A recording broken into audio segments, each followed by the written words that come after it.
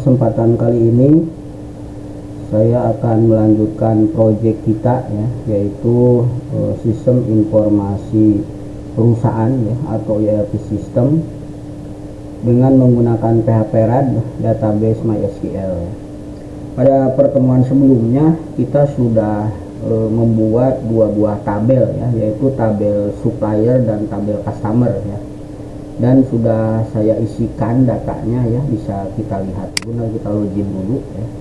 Di sini ada dua tabel nih, customer dan supplier ya. Nah, data ini sudah saya isi kurang lebih ya sekitar 20 record data ya, atau contoh data. Begitu juga supplier ya, sama sudah saya isikan. Kalau Anda misalkan mengikuti contoh ini silahkan, atau kalau enggak juga silahkan diinput sendiri ya dengan menggunakan menu add new supplier atau add new customer. Di sini silahkan diisi ya, begitu. Nah, ini sifatnya bebas ya, yang penting terisi data sebagai contoh untuk nanti kita biar bisa melihat ya hasilnya. Lalu pada pertemuan kali ini ya, saya akan membuat proses atau transaksi penawaran barang ya.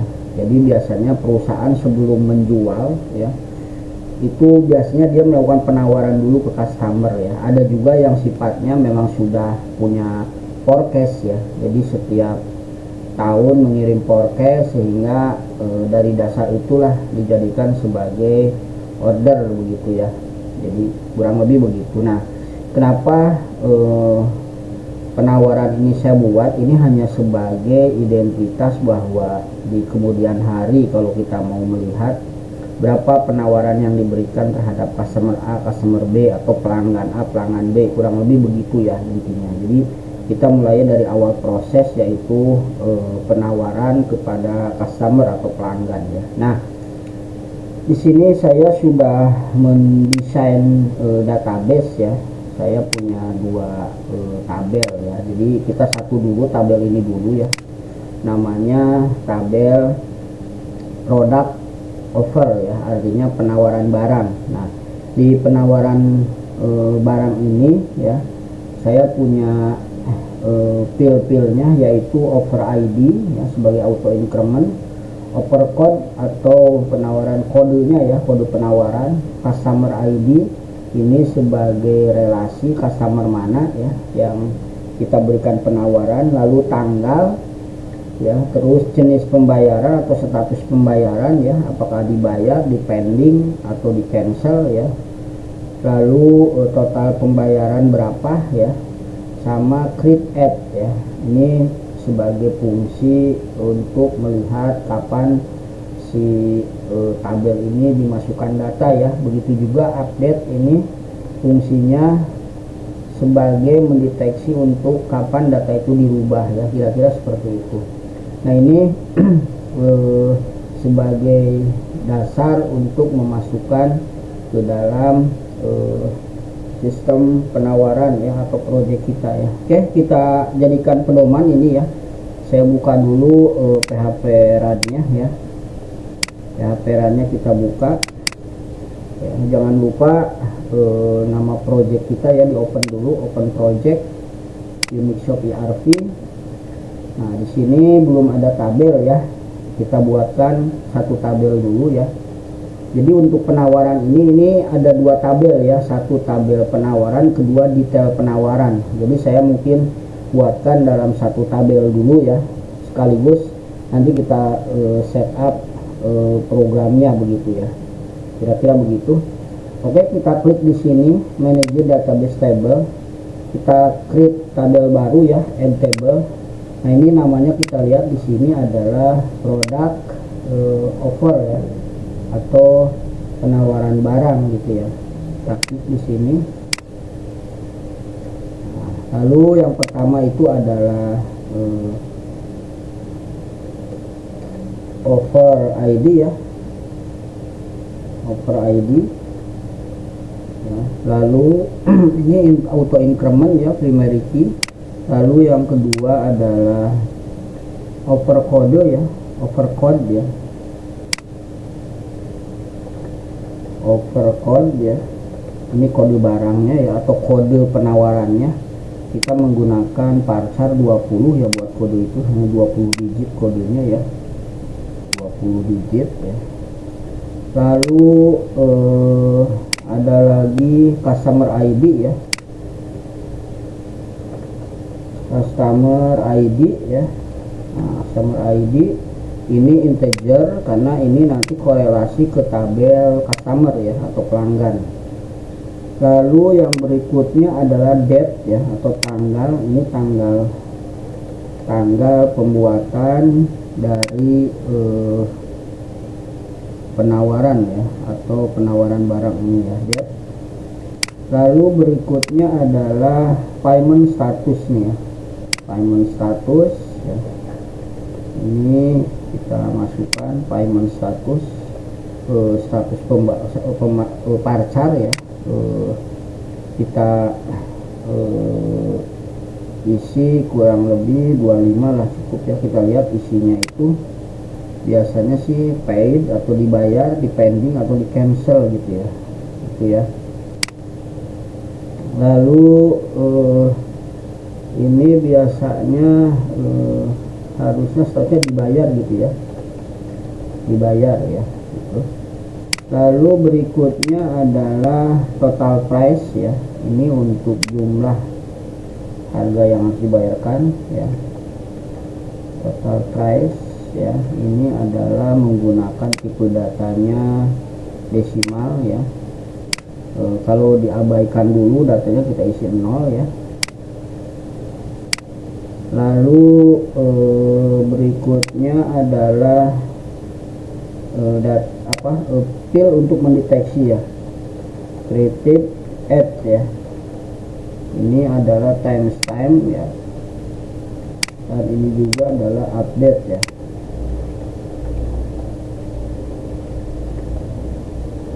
Ini timestamp ya. Nah, ini ya untuk tabel product offer atau penawaran barang ya. Ini untuk mendeteksi kapan diupdate, ini mendeteksi kapan diinput begitu ya, secara otomatis. Nah, ini kita sudah simpan di sini ya. Nah, kita klik ya. Ini sementara dikosongkan dulu ya. Saya tidak usah pakai dibayar lah ya, langsung aja. Oke, kita save ya. Nah, ini sudah terbentuk satu tabel namanya product offer ya. Nah, kita lihat dulu ya, di preview ya, lalu klik OK, terus kita lihat di sini di refresh. Nah, ini udah ada nih product offer ya. Kita rapihkan dulu di sini menunya, lalu ini kita geser ya ke atas ya, di transaksi di sini ya, di transaksi nih ya. Nah, sini ya. Oke, kita kasih logo ya. Produk itu apa ya? Produk ya. Produk itu apa ya? Ya, anggaplah produk yang lain gitu ya. Ini sih bebas lah. Ini saya tidak mempermasalahkan, silakan aja apa saja. Ya, saya bikin yang ini aja sembarang. Anda silahkan memilih yang seperti apa. Kita ulang review, kita lihat hasilnya, refresh. Nah, ini sudah pindah ya ke sini ya, transaksi product offer. Nah, begini ya. Nah, di sini data ini kan masih kosong, silakan Anda isikan nih dengan menggunakan, saya ulang, transaksi product offer ya, atau penawaran. Kita klik add. Nah, Anda isikan di sini ya. Nah, di sini kodenya. Nah, ini juga ada masalah sepertinya, ini bukan customer ID, tapi ini sebenarnya nama customer ya, tapi yang dimasukkan ke dalam sistem adalah ID-nya gitu ya.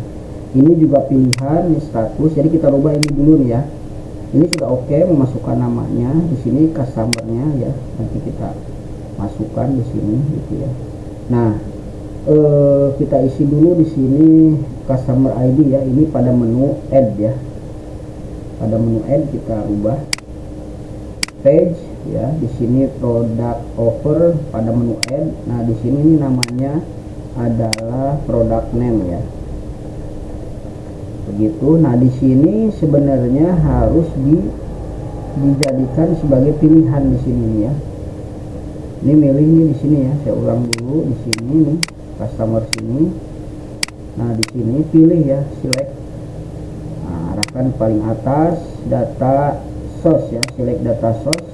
Karena ini data tabel customer ada tabelnya, maka kita pilih data tabel ya. Pilih namanya customer. Yang dimasukkan ke dalam sistem adalah customer ID. Yang ditampilkan untuk input data adalah nama customer ya. Diurut berdasarkan ID lah bebas ya. Atau misalkan diurut berdasarkan nama customer juga boleh. Ini sih tergantung ya, Anda kebutuhannya seperti apa. Kita klik OK ya, kita simpan ya. Lalu sekaligus ya yang berikutnya, atau mau di view dulu ya boleh, biar kita lihat dulu hasilnya ya. Kita lihat hasilnya, refresh ya, transaction, produk, add new. Nah di sini kita lihat, nah sekarang sudah pilihan ya. Jadi kita sudah bisa memilih nama customer, walaupun sebenarnya yang dimasukkan ke dalamnya itu adalah sebenarnya ID customer ya, sebagai primary key-nya, tapi kita memilih berdasarkan nama gitu ya. Lalu tanggal oke, nggak ada masalah, bisa kita diisi ya. Terus berikutnya juga payment ya, payment status. Ini kalau kalendernya nggak jalan, ini sebenarnya pengaruh browsernya ya. Kalau mau diinput seperti ini, tapi ini browsernya harus diganti. Silakan aja Anda pakai Chrome atau Firefox gitu ya. Yang terupdate baru ini kayaknya belum baru, jadi tanggalnya nggak keluar. Nih maksudnya kalau diklik begini ini tanggal yang keluar gitu ya. Lalu untuk status ini juga pilihan nih ya. Ya. Ini kita statusnya kita rubah ya. Jadi pilihan ya. Kita klik ya, kembali ke page. Nah, di sini ada add status payment. Nah, di sini kita select ya, kita pilih select data source ya. Nah, karena ini tidak ada tabelnya, maka kita pilih yang enter value. Apa dia dibayar ya, dibayar ya, ditangguhkan atau dibatalkan, atau kalau mau bahasa Inggris boleh ya paid ya, terus di cancel gitu ya, terserah ya, nanti bisa Anda rubah ya. Oke, ini kita klik OK, lalu kita simpan, view lagi. Kita lihat hasilnya, refresh ya, refresh. Nah ini kita bisa lihat ya, sudah pilihan gitu ya, harganya ini diisi ya.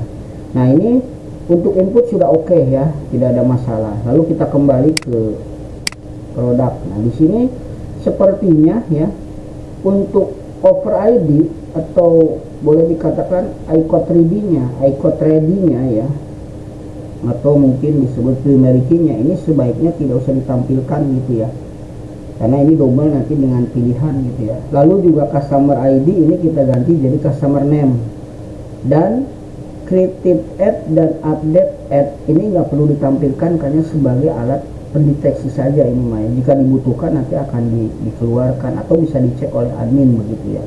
Jadi ini tidak usah ya, ini diganti ya, dan ini tidak usah ditampilkan ya. Oke, kita kembali ke Peaperad, page-nya diklik ya. Di sini list page ya, karena tampilan jadi list page. Nah ini tidak diaktifkan. Lalu ini juga tidak diaktifkan, dua ya, tidak diaktifkan. Kalau yang ini bisa dicari ya. Kalau ini ditampilkan, ini dicari ya. Ini output kan ya, tampilan. Ini adalah sheet pencarian. Nah ketika ini sudah selesai, kita simpan kembali ya, view lagi, kita lihat hasilnya, refresh. Maka ini yang ada kode ya, ini nomor, nanti kode, customer ID, date, payment, dan total price. Nah ini di sini sudah tidak ada ya, tinggal ininya nih, customernya kita ganti namanya ya, page lagi. Nah ini kita ganti menjadi customer name gitu ya, customer name. Lalu yang ditampilkan juga nama customernya ya, kita klik di sini, set relation.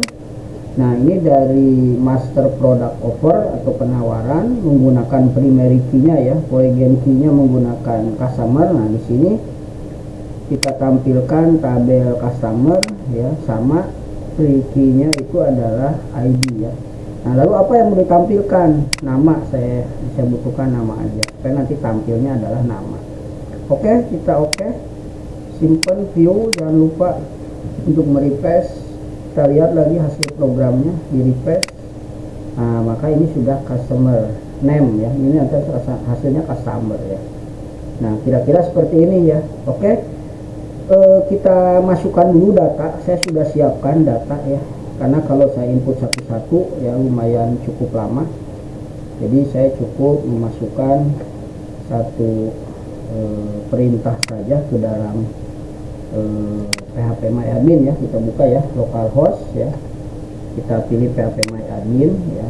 Ini cara masukin data menggunakan database ya, langsung phpMyAdmin ya. Klik SQL, saya copy di sini ya. Ini sebanyak 20 record ya, Anda bisa lihat ya. Jadi kita tidak masukin satu-satu ya, saya masukin sekaligus ada langsung 20 record gitu ya. Kita klik go. Kalau sudah go, kita kembali ke sini refresh ya. Nah, ini data sudah ada ya, Anda bisa lihat tuh. Ya, ini datanya sudah keluar tuh ya. Jadi dari mulai kode ya, nama customer, sebenarnya di sini tuh ID ya, cuman kita relasikan dengan tabel customer ya, terus tanggalnya, lalu status pembayarannya gitu. Nah, di sini kayaknya isinya kalau pending ya, cancel ya, berarti di tadi di mana di input ini harusnya ikuti isinya ya. Atau Anda mau bisa ubah juga boleh gitu ya. Di sini nih kita klik, misalkan mau dirubah di sini diedit, mangga silahkan ikutin yang ini. Atau mau ngikutin yang sudah ada, yang sudah saya isi contoh boleh. Berarti harus dirubah lagi ya status ininya nih, paid, pending, cancel ya. Oke, paid, pending, cancel, berarti saya ubah saja supaya sama dengan isi data ya. Add statusnya di sini nih ya. Nah, di sini kita ganti menjadi paid ya, pending sama cancel ya,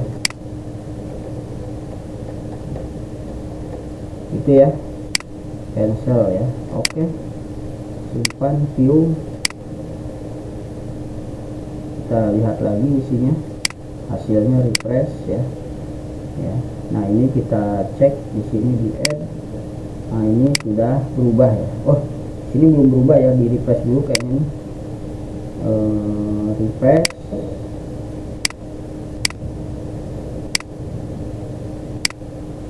Ini belum berubah ya, kita cek lagi ini kenapa belum berubah. Tadi yang dirubah di mana ya? Ini tadi yang dirubah di add ya, betul ya. Oke, di add ini pay. Oh, ininya belum dirubah ya, lupa saya. Kita ulang lagi, paid ya. Paid ya, pending dan cancel ya. Oke ya, jadi tadi yang diubah value-nya. Value itu buat memasukkan ke dalam sistem, sementara label ini untuk penampilannya ya. Jadi ini tampilannya kita rubah sudah. Oke, kita simpan dan view. Nah, kita lihat hasilnya ya. Oke, transaksi penawaran barang ya. Nah, ini kita lihat add new. Nah, ini ya sudah berubah. Jadi kalau Anda nanti mau input data lewat sini bisa ya, begitu kira-kira ya. Nah, ini adalah hasil dari apa namanya, pembuatan tabel product offer ya, atau penawaran barang. Nah, di samping penawaran barang lagi nanti kita ada yang namanya tabel penawaran barang detail ya. Ini kan baru headernya ya, nomornya, nanti ada korelasinya. Kita cek dulu ya satu ini view-nya. Oke, view-nya ya, tidak ada masalah. Lalu kita klik lagi editnya ya, editnya kita cek di sini, edit misalkan. Oke ya, di sininya juga nggak ada masalah ya. Misalnya jangan lupa jadi cancel nomor 10 ya, update ya. Nomor 10 jadi cancel, kita lihat 10 jadi cancel, betul ya. Nah, kalau di delete ya tinggal diklik aja, sebenarnya langsung terhapus ya, dia akan menanyakan. Nah, kira-kira seperti ini nih ya, tabel untuk penawaran barang ya. Oke, satu-satu dulu saya buatkan ya tabelnya untuk penawaran. Nanti di pertemuan berikutnya kita akan buatkan tabel penawaran barang detailnya ya. Nanti akan merelasikan ke tabel ini, ke product offer atau ke penawaran barang. Mungkin ini aja yang bisa saya sampaikan ya pada pertemuan kali ini ya. Kurang lebihnya saya mohon maaf. Saya akhiri dulu. Billahi taufiq wal hidayah. Assalamualaikum warahmatullahi wabarakatuh.